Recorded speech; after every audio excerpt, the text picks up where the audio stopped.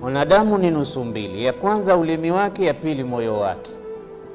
Falam yabqa, hakukubakia chochote kingine illa surat al-lahmi wad-dam, isipokuwa ni hii haikal, ni hii bodi yake tu, ambayo vikitolewa hivi vitu viwili inakuwa haina thamani yoyote.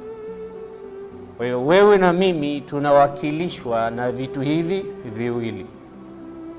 Mimi na wewe, ukweli wa hali zetu na cheo alichotupa Allah subhanahu wa ta'ala katika maisha yetu, na hali iwe nzuri au mbaya, ya ukweli kabisa, itafichuliwa na vitu hivi viwili.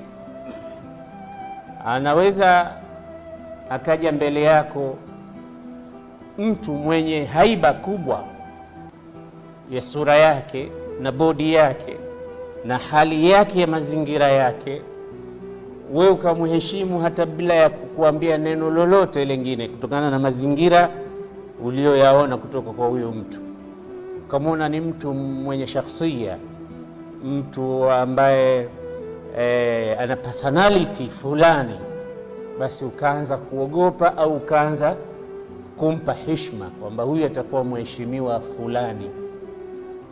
Lakini muda ambao ataanza kuongea na wewe, unaanza kubadilika kidogo kidogo, kutokana na yale yanayotoka katika mdomo wake.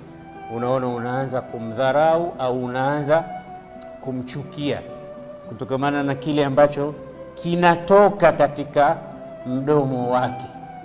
Inawezekana anachokitoa hakina harufu, lakini ingelikuwa ni vitu vyenye harufu, basi mji mzima wa Bujumbura ungekuwa unanuka kutokana na yale yanayotoka katika ulimi wake.